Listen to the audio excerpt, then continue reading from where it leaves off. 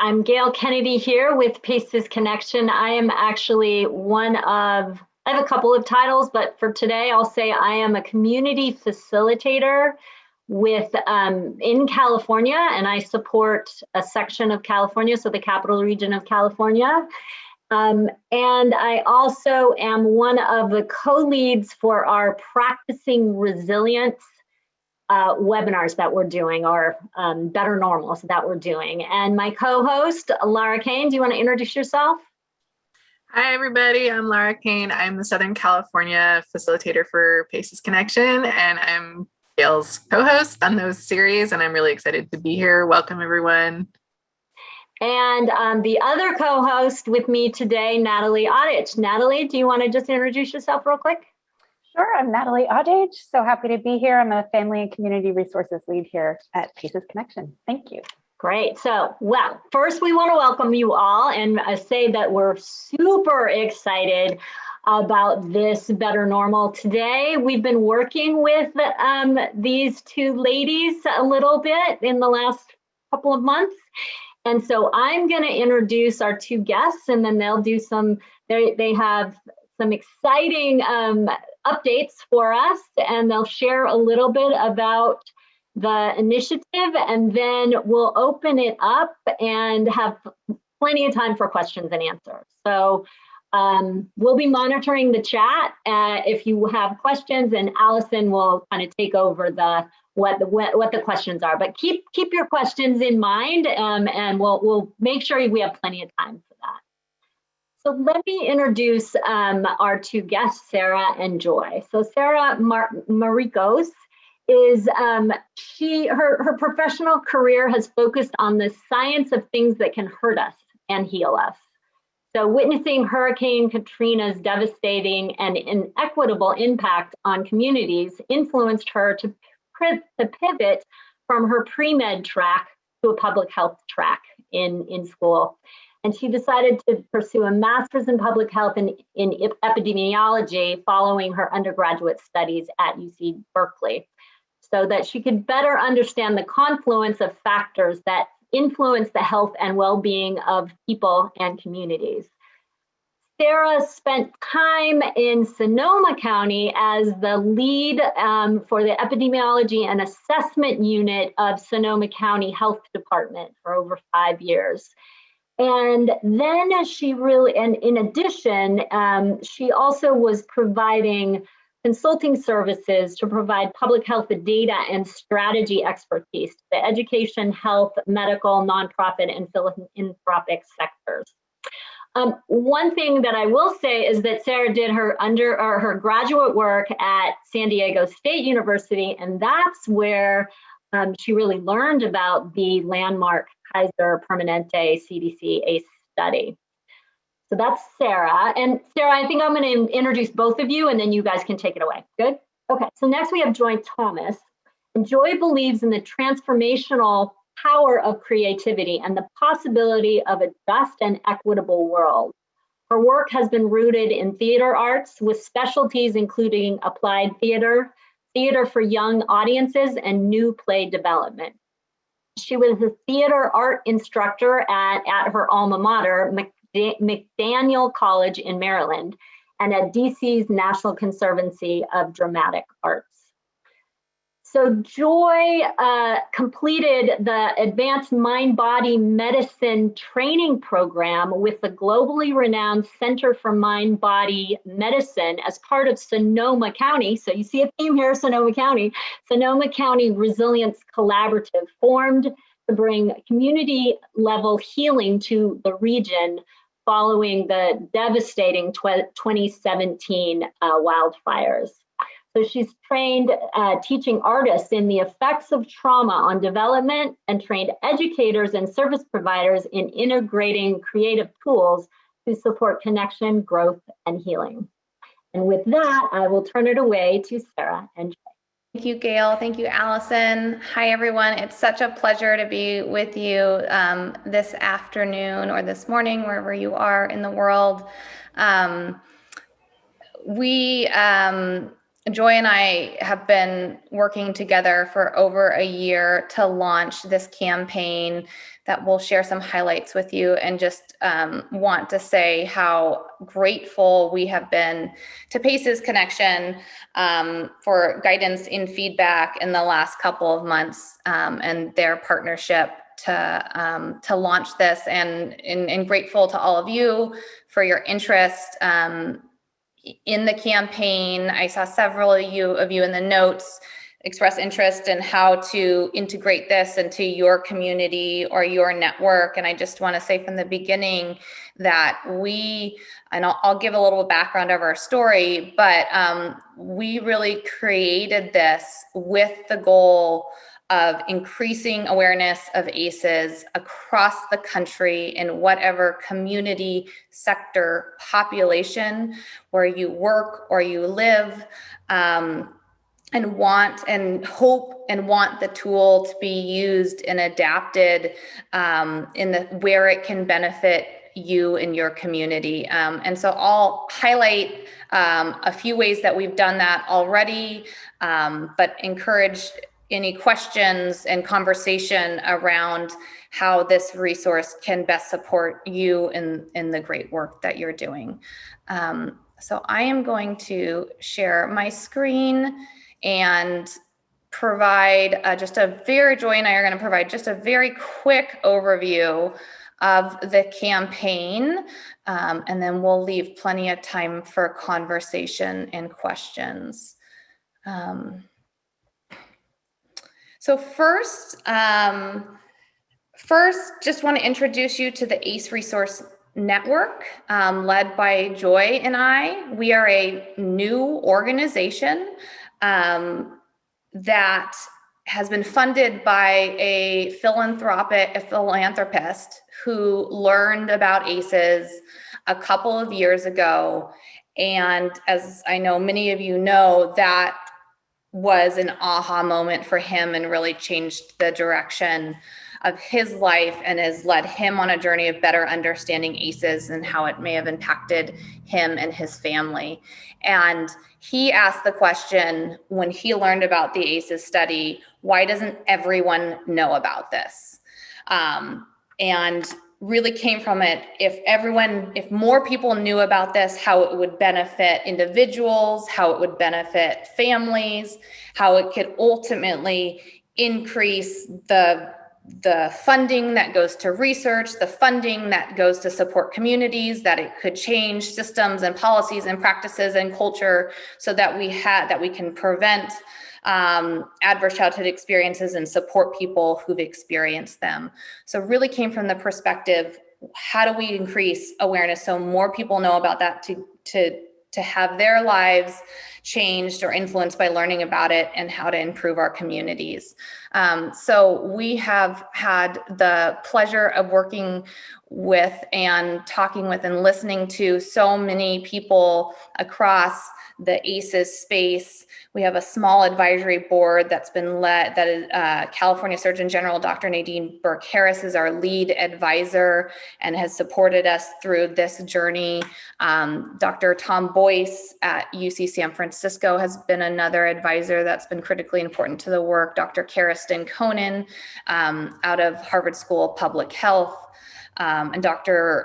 Dick Krugman, who's out of the National Foundation to End Child Abuse and Neglect. So really guided by people in the field, talking to people in our communities, focus groups, learning from Paces Connection, and all the resources submitted by this community.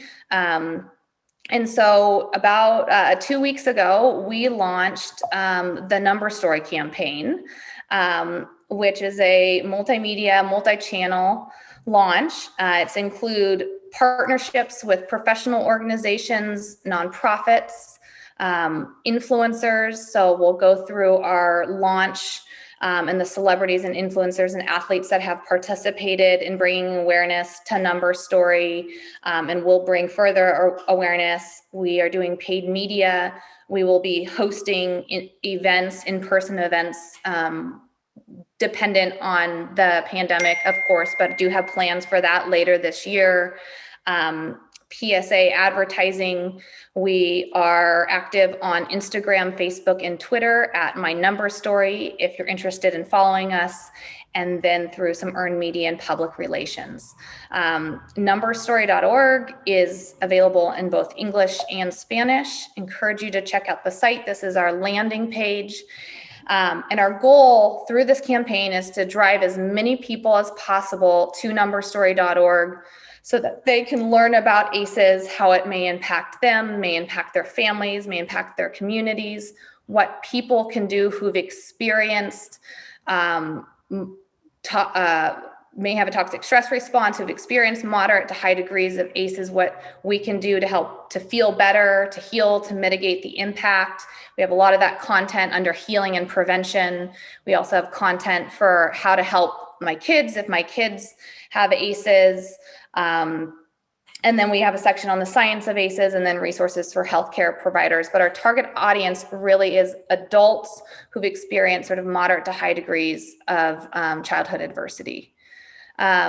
Here's just an example of some of the content and how we structure some of the self-care or the individual level resources.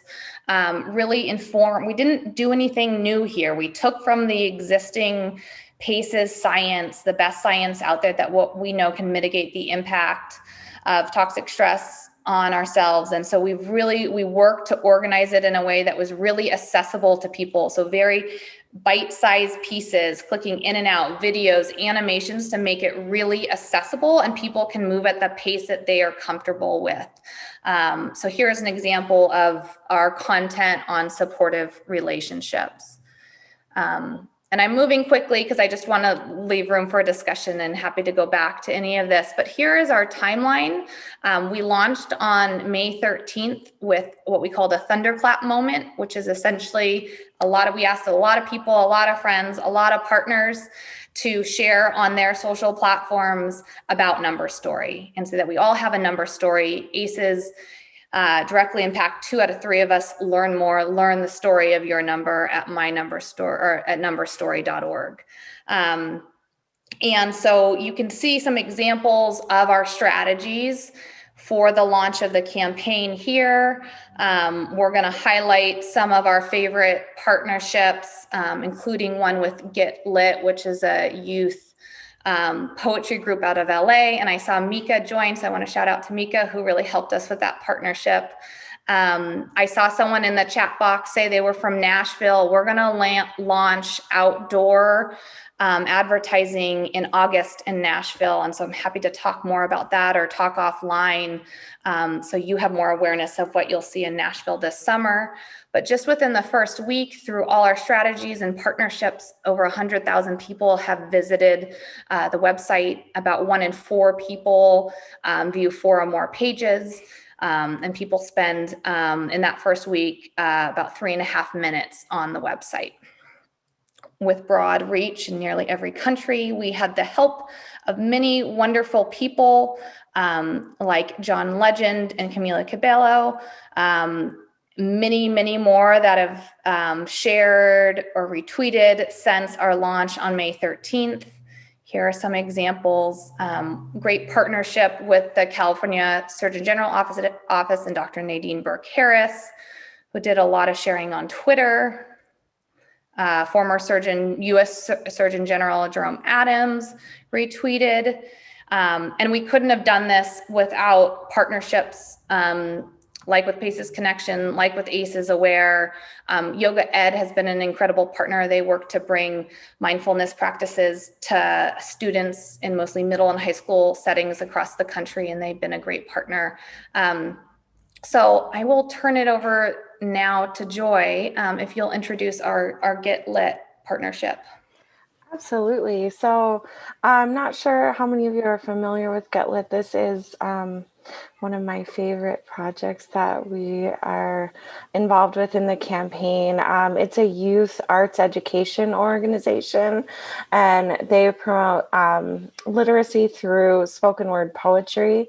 And these youth poets do incredible work, and we're lucky to engage with several of them. This is the first in a series.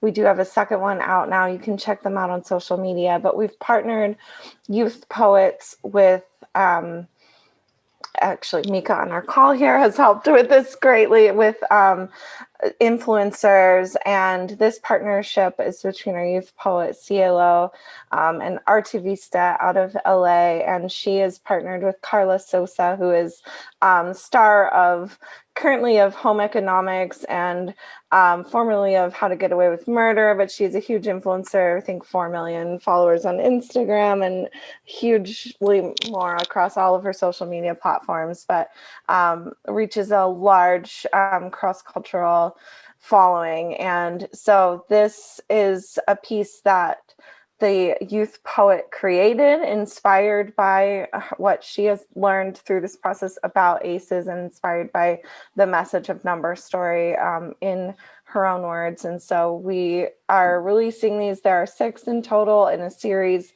that's going to run through the summer. And so this one, we just wanted to take a moment for everyone to just kind of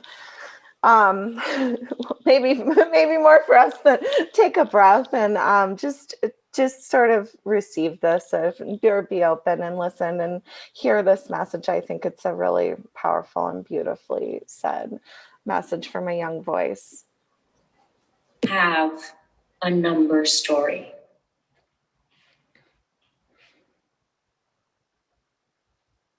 Part 1, feel. Listen, our relationship with numbers is complicated. We're taught to worry about our weight, our age, income, zip code, follower counts. But does any of that even matter? How is an ACE score any different? Adversity we've faced as children is scored. That number is a part of you. That number recognizes what you've overcome. It doesn't define you. And like those other numbers, it doesn't tell your whole story. That's not to say that your experiences should be dismissed, but we have to allow ourselves to feel what we've experienced. We have to feel the hurt before we can feel the love. If you want to cry, cry. If you want to yell, then yell. If you want to laugh, then laugh at the insanity of it all. Follow it with a deep breath and move on to part 2. Deal. With a solid, cleansing breath in your lungs, it's time to find your path to your best self. Carry the knowledge you've earned and gather the tools you need to thrive. Whether that be a phone to call a therapist or text your best friend, a playlist of songs that effortlessly express what you're thinking, a journal to write the words your tongue isn't ready to say out loud yet. Sometimes I get a little lost in stories captured in film and television. Tears form around my eyes when a protagonist says exactly how I'm feeling better than I can describe it to you. It's scary sometimes to think you're broken somehow. You have to put in the work to heal, but no one said you have to do it alone. Part 3, heal. It isn't always easy to learn how to stand back up after a fall. Some days will feel better than others. Some you'll feel stronger. Make a habit out of using your tools. Find the people and things that bring you joy. Our experiences should not limit us to the care we deserve. Being strong enough to share them out loud is what lifts others up.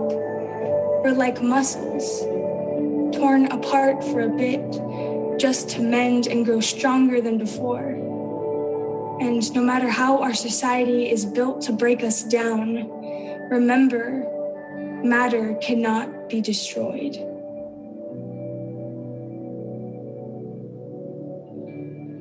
Learn more about your story at numberstory.org.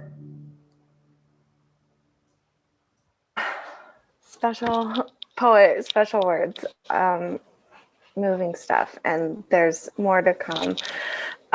So yeah, that there's more on social media. So if you want to follow us on Instagram, Facebook, and Twitter, that's our channel, and those are hashtags. And you can follow along and see there were some of the most moving number stories and sort of personal anecdotes I saw were folks that I wasn't necessarily familiar with who shared to their followers during the week of our launch. It was really special to read through those. So I encourage you to join in if you have accounts or if you want to just check them out, and check us out on social media. That'd be awesome. Follow along.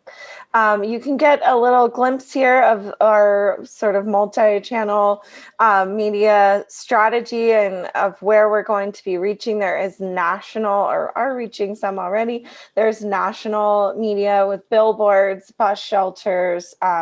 We have broadcast PSA spots and radio. So there's some video and radio happening. And then in Los Angeles, I think some of you, I just saw the email blast go out. There's a bus wrap, which you can check on Instagram. You can see one of the buses actually being wrapped right now in LA. There is interior advertising that goes along with those buses. That's happening in LA now. Memorial Day weekend, I think it's through in July. And then that's happening in Nashville during the Grand Prix in August. We are going to have select buses that are getting a full wrap around the entire bus. And then I believe it's the interior of every bus in Nashville is going to be wrapped. I'll show you some more visuals there. Some mobile billboards in LA are coming up too. That's like outdoor advertising, but it can move around and reach those places where we're not able to reach with other outdoor ads. New York, we're having a spectacular billboard there coming soon. Stay tuned to our social media to see some more. That's going to be really exciting. You're going to want to follow along for that one. Nashville, I just mentioned, we'll show you a little peek at some bus mock-ups. And then online, we have our social media. We've also partnered to get some messaging in newsletter format, social media videos, web banners, social ads. Now this Pop Sugar, some really popular places where readers go. And so it's something you might have seen some come out already. We're seeing traffic to the website from it. It's some really neat to just see this message reach lots of folks and lots of folks at once.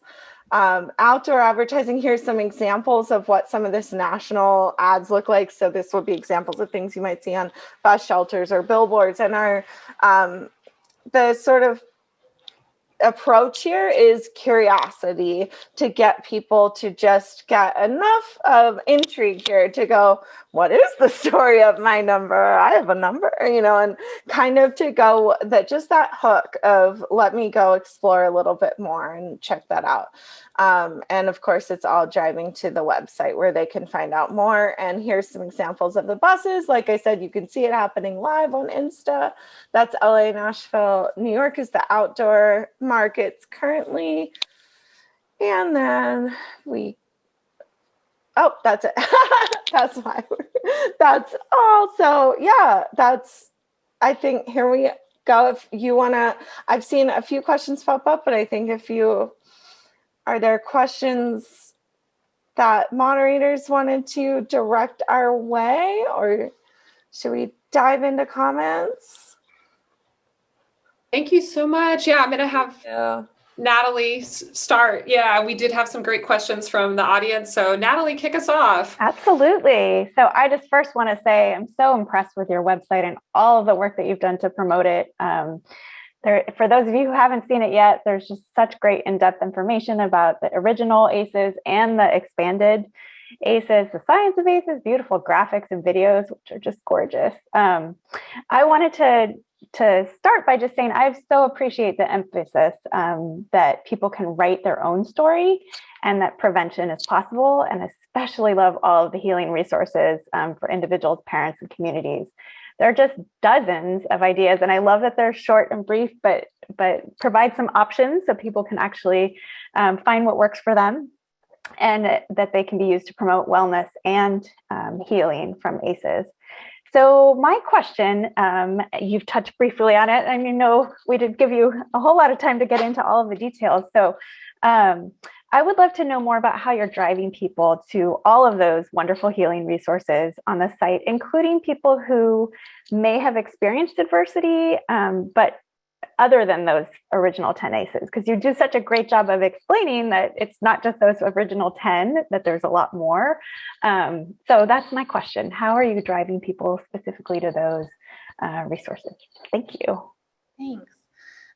Thanks, Natalie. I'll take the beginning and Joy, jump in if you want to.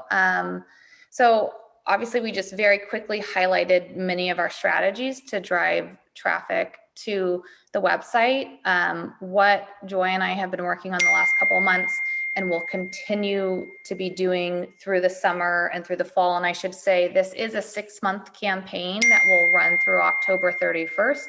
The website will not go away after that. It will evolve. We will be responsive to what is happening in the world, and we will develop new campaigns to reach the groups that we either didn't reach in this first round or a new target audience. So one way that we're reaching people that we believe most impacted by ACEs, as well as people most impacted by what we call on the website beyond the 10. So we have the original 10 ACEs is how we introduce it, do the basic ACEs education, and then beyond the 10 and talk about discrimination, racism, poverty, and all the other factors that are childhood adversity and can impact us throughout our life. So it's really through partnerships that we want to continue, thank you, Bowling, that we want to continue to grow. So for example, we, just because it's recent, partnered with the National Child Abuse Hotline to train orient their counselors to the website. They said they wanted to share it with callers and wanted to be oriented to understand so they can, when they feel like it's a useful tool for one of their callers, that it can be shared with them. The model that I'm really excited about, again, to get people most impacted, is working with trusted organizations in local communities where you already have that trust and that relationship and local resources, right? We are just a digital hub. And while we encourage people to reach out in real life, and we provide national and regional resources, we know that connection and community is so critical. So what I'm really excited about that we're really leaning into this summer, and invite any of you who are interested, is to work with your organization or your community to make it a tool that you can use to connect with people most impacted. And then we have some other specific social media campaigns coming up that will target certain populations.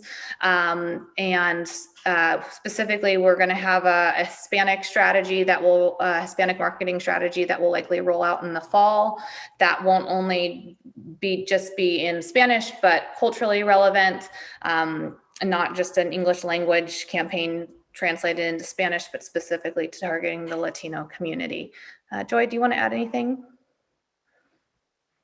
I feel like you covered a lot on that one. Thank you.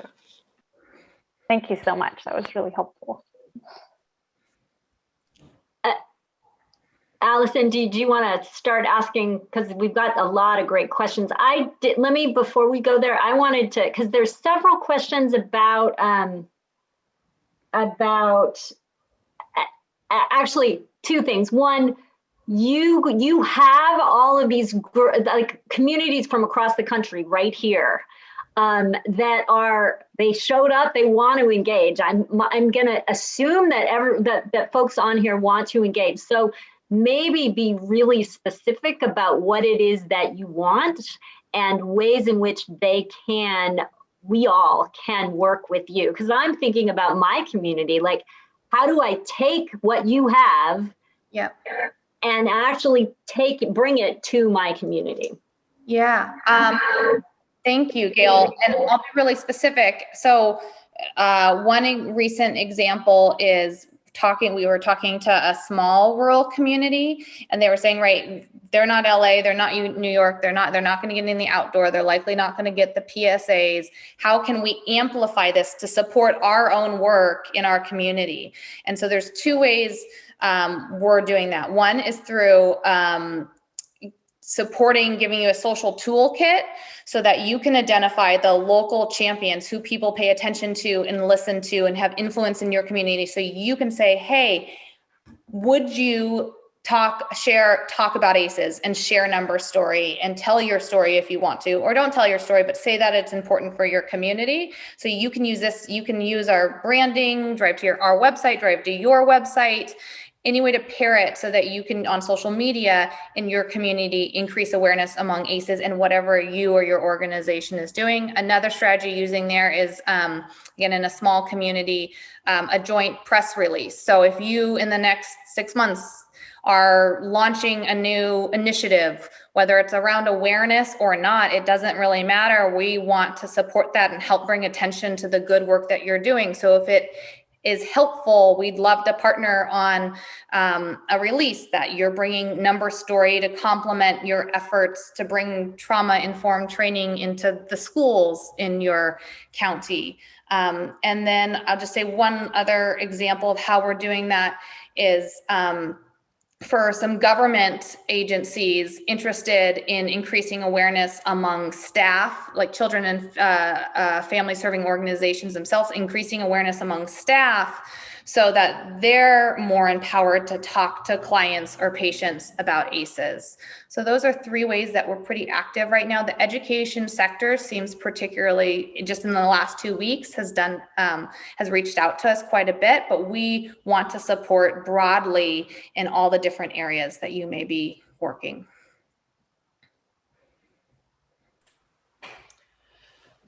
All right.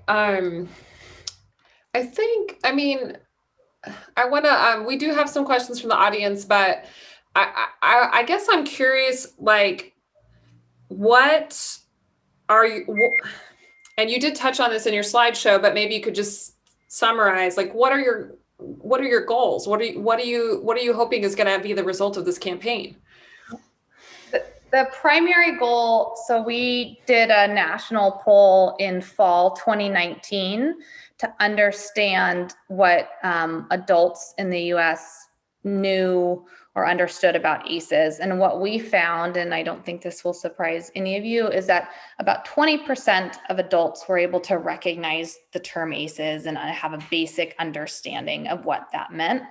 Our goal is to be part of the work that we all are doing to increase awareness so that 80% of US adults know about it. And even broadly, I know we have an international community here. So that is our primary goal, is to increase awareness to the end that, again, we're very much focused on self-care strategies to start, because we really thought if we're going to create this much awareness, we need and want resources for people as individuals. Where we hope that continues to grow is, how do we build safer communities? How do we build more just communities? And so that we can decrease the prevalence of childhood adversity. But awareness is our primary goal, and supporting communities in doing that based on your local community, population, and culture.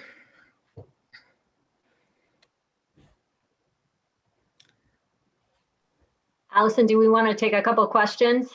There's some great questions in the chat. Sure, yeah, I'm going to unmute Sue King. Sue, will you please share your question? You just have to accept the request to unmute. Yeah. Thank you. Hi. I was just curious, before even launching a campaign like this, which I think this is super cool and that was very impactful, that video, do you need to do any prep work within your community? How do you kind of prepare or educate the community to even begin starting to pay attention and notice and react? That's an excellent question. And I feel like there's a lot of very smart people who will have ideas and insight who've been doing training in education for a long time. I hope this doesn't sound like a non-answer, but I feel like you know your local community best and their readiness and understanding. I see it oftentimes as a great complement to whatever existing initiative exists, but really encourage you to think strategically about where is their readiness, where is their opportunity, where is their policy work being done, where is the community wanting to talk about this and act on this. And if anyone has any wiser ideas or suggestions, I encourage that based on all your years of training and education in communities. I'm just going to jump in and for folks that aren't, if they're, find out if there's, I'm just going to speak for California. Every community has some kind of an ACEs or resilience or self-healing efforts that are happening. So I think also in doing this, we want to be sure it's linked to the efforts that are happening in your community already. And because that really will accelerate it, which Sarah and Joy, you guys are saying, you want these tools to be used to really accelerate that effort that's already happening and bring, I mean, these tools are going to bring so many new people to this movement, and we want to be sure that they're linking with everything. And I'm thinking from my perspective and my role is we want to be sure that those initiatives know about this so that they can really amplify and build off of all this great work that you guys already have. Yeah, thank you. That's great insight. And that's exactly what it is. Like, how can we be an amplifier and an accelerant and linking to those communities that exist? And I think in terms of our work, like, because we're working at a national or even international scale, that we work with those folks who are prepping to be voices and champions and influencers to help prep them with careful messaging and making sure that folks have a good understanding of the perspective and that folks are sort of aligned with messaging, because as you know, there's so many different perspectives on this, and that we really wanted to be careful about that. But I think that that is where, like, we're able to, if you want to take a social toolkit that already exists, that has some existing social media to drop in for your champions, like, that's prepped for you. But I think your communities, like Sarah said, and Gail said, those trusted communities and the work they're doing, I think the hope is we can plug that stuff in and help extend the reach. I want to shift gears a little bit and call on Martina Jelly. Marty, are you there? And Allison, can you unmute her? Marty, can you? Because you have a whole different community that you are interested in getting the word out to. Thanks. So yeah, I am a primary care internist in Tulsa, Oklahoma, and I teach at the College of Medicine here. And we've been doing training on how to talk to patients about ACEs, adult patients. So I take care of adults. I'm not a pediatrician. And so we've been trying to help our trainees do education. But it would be so much more beneficial if we had something that we could tell our patients about, say, hey, have you heard about this? Well, I want to talk to you about that and how I think it might be affecting your health and how it may have affected your health. So really, we see this as just a partnership between what we're doing in the healthcare world and what is going to be available to our patients out in the public. And so the more we can get resources that we can send our patients to, that would be wonderful. I did have a question though. I took the survey on your site or looked at it, and It doesn't use the exact same questions as the original ACE survey. For example, the abuse and neglect questions, except for the sexual abuse, are ever rather than often or very often. So people could come up with different numbers depending on which survey you take. I'm a researcher, so that just bothers me a little bit. So I just wondered about how you decided to use those particular questions rather than the original. If anybody knows that. I was pausing to see if Joy was leaning in to answer. I'll start with the first part of your question and just want to share this with you and broadly.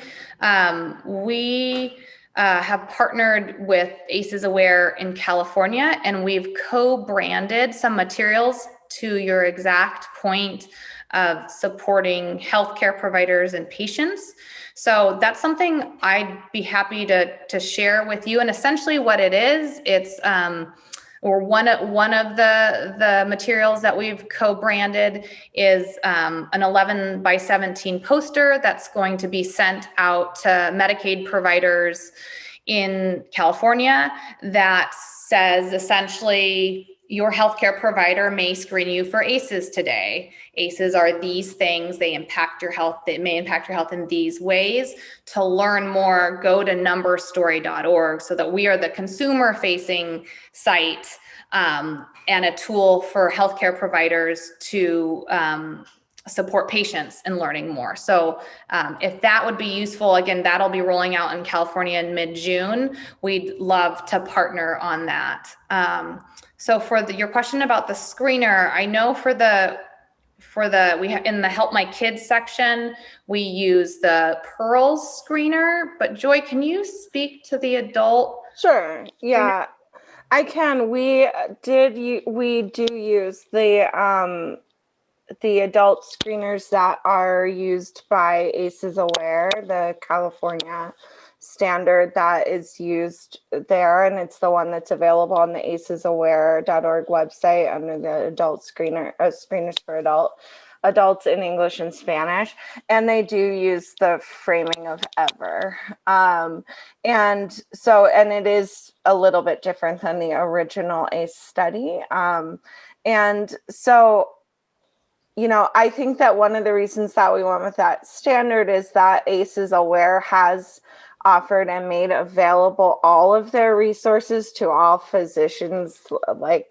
who want to implement ACE screening in general. And so I think that's going to be a little bit more familiar as it spreads. But I think that also, while it may capture perhaps more folks by saying ever,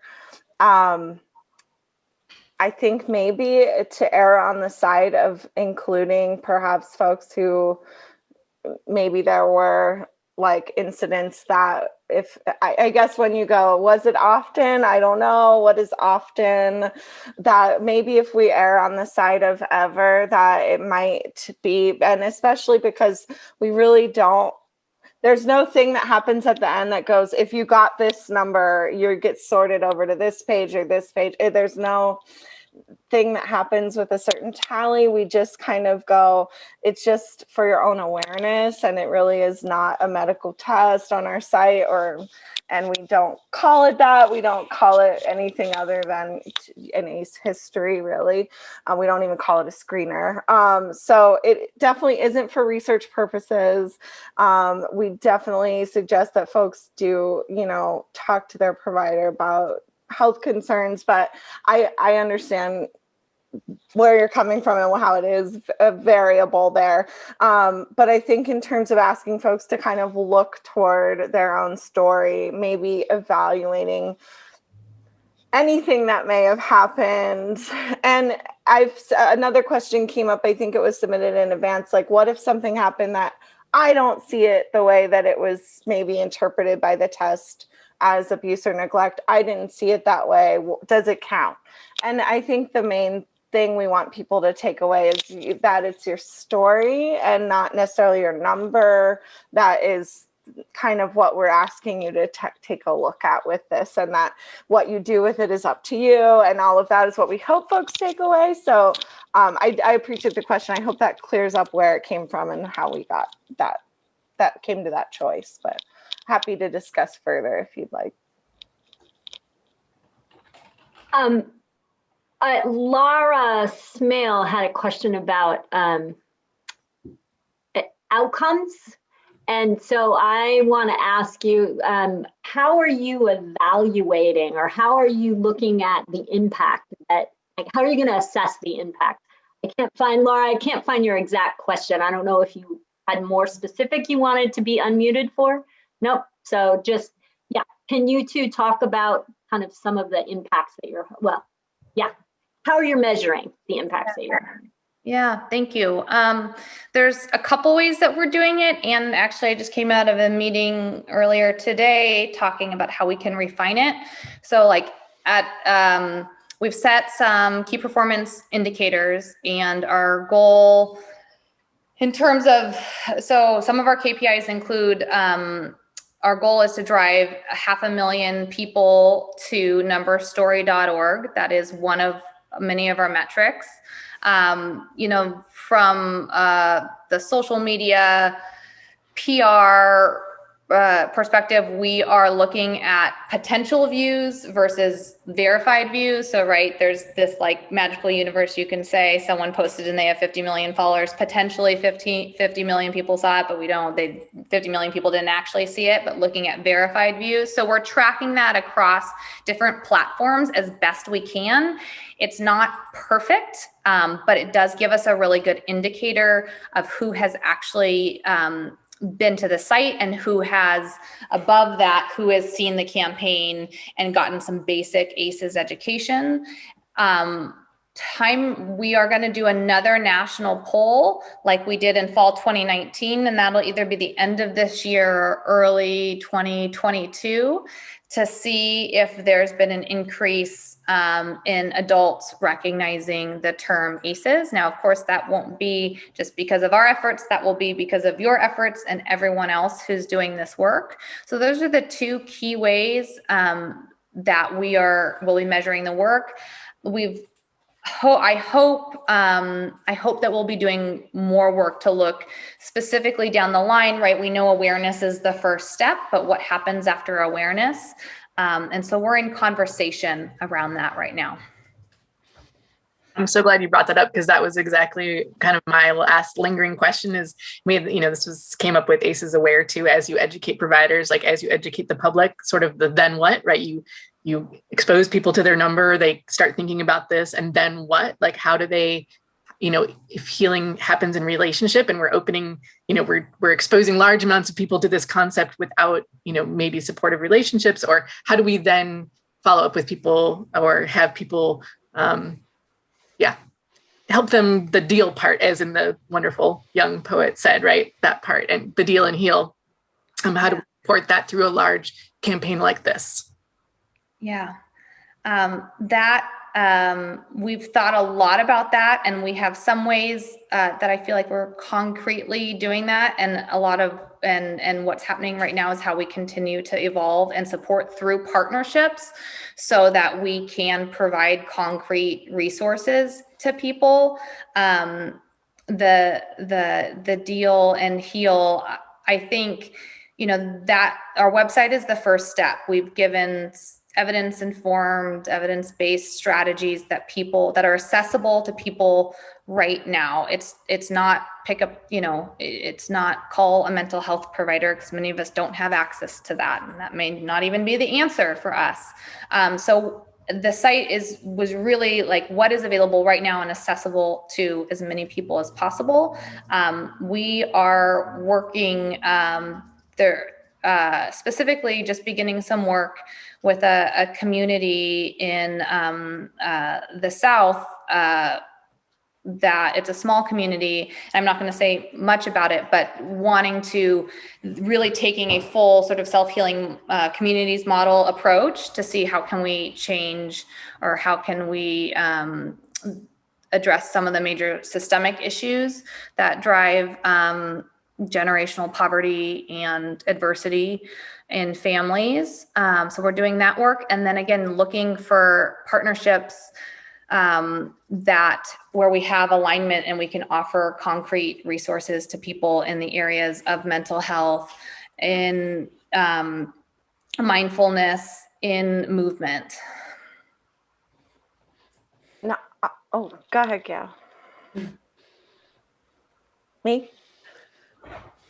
Okay, I'll just jump in to say that I hope too that in boosting awareness and in the work that we can do to help amplify the amazing work being done in the hundreds of communities that you all represent, I really do also hope that one of the longer term goals can be that as we help to, oh, there's a big thunderstorm here, sorry, as we decrease stigma around these kind of conversations, around being able to talk about these kind of things in new ways and maybe have language for some of these things and maybe surfacing some of these things in ways that haven't before, seeing them on billboards, seeing it on TV, seeing it on buses, and having that kind of visibility on a national level. I'm hoping that we can see new ways of connecting with each other, that we can, or not even new ways, but maybe getting back to some old ways and some different ways culturally, and that we can start to shore up our communities of care and learn and discover new ways to be there for each other, and reach out to each other. And I know that you all are involved in that. And so I think that will be even more, I hope that will be even more active. And I hope what we see is new people coming to all of you going, hey, is there room for me in what you're doing? I don't know, but I just need some people to talk to or hang out with who are up for talking about this. And Joy, as you said that, I realized one thing, because this is behind the scenes we've done, is when you go onto your site and you click on, I think it's under community, you will be linked to, you guys have linked it to our map. So you want to be sure, I mean, I hope that everybody has a page, has a site, has a community on Paces Connection, because they'll see that map and be able to click on it and then join that, find out that there are other people that are doing this work in wherever they live. And if they, as Allison said, and if there isn't a community, then hopefully, I think we even say that, if you don't have one, reach out and we'll help you get one started. I think I want to just add that every single person on this call is going to benefit from the Number Story campaign, because the people on this call are community leaders working to increase literacy around ACEs science. And so to know that you all are doing this mass campaign that is going to reach very large numbers of people, and these people are going to be Googling, what do I do? I want to change myself. I want to change my community. What do I do? Is really supporting the work that we do at Paces Connection. And I really can't thank you enough for that, because it's going to make such a huge difference. This doing a massive media campaign like this is really not the scope of the work that we do, but it's so needed. And I just wonder if, as we start to close up, are you seeing any results already? Like, are you hearing feedback? What are you feeling? What's the feeling of the impact of the work you're doing so far? Yeah, and I know we're at time, so I'm trying to.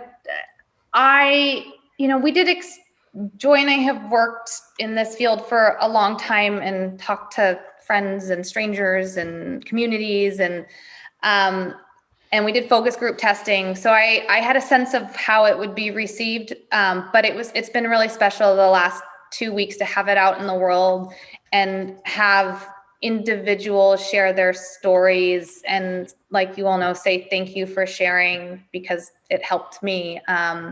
So I could throw all the metrics at you, but I think it's just hearing from people saying like, oh, I never knew that. Thank you. So Joy, do you have any highlights? Yeah, I would just say it's been very positive, very much. Thank you for putting our emails in there, and please feel free. I would say we've been busy. We're definitely getting a lot of feedback that is wanting to engage further, and so I think we might be recruiting some of you all to engage further with some of these folks who want more training, more information, more what do I do in my community, etc. So for sure we will be connecting more with you all. Well, and Joy and Sarah, to that, I think if we can, let's do a blog post specifically sharing the tools that you have specifically. And there was something about the Branding newsletter. Press so let's focus. The press Wonderful. release. Let's focus on doing a blog post that shares that with everybody. And then maybe Marty, I'm looking at you, and maybe one for specifically for primary care organizations. I love that. Great ideas. Great. Well, so yeah, that brings us to time, and so I just am wondering, is Sarah and Joy, if you have any last words. Just thank you for being here, the work you do, and please let us know what you need and what works and what doesn't work. And we are here to support the work in communities, and grateful that we've had the opportunity through Number Story to do that. I'll echo Sarah. Thank you so much for the opportunity. Thank you for your work on the ground every single day. There's no amount of billboards and campaigns and slogans can replace the day in and day out work that you do connecting to human beings in the way that you do. And there's just every ounce of respect that I have toward the efforts that every one of you puts into your community. Thank you. Thank you so much. Thank you, Gail, for hosting. Thank you, Natalie and Laura, for being here as co-hosts, really feeling supported by the Paces Connection staff. So thank you so much. Thank you all for joining. Thanks for creating a better normal. Thanks for raising awareness. And gosh, it's just so good to know that the Number Story campaign is out there supporting our work. And we look forward to many more partnerships.